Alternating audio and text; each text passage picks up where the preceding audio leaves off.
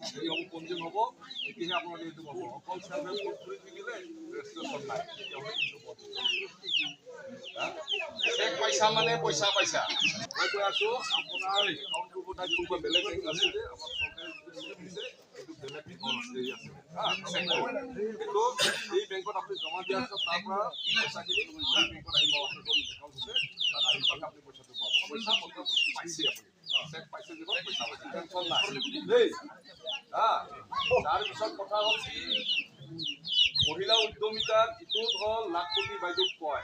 লাখপতি বাইদেউক কিহৰ কাৰণে কয়? এই 10,000 যে টকা দিলে 10,000 টকাটো আপুনি ব্যক্তিগত কামত ব্যৱহাৰ কৰিব, হয়নে?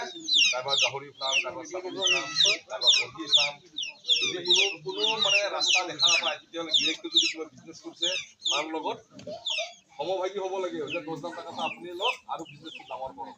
মুঠতে পইচাটো কামত লাগিব। এনআৰএলএমৰ পৰা চাৰ্ভাই কৰিব যে বাইদেউহঁতে এই 10,000 টকাটো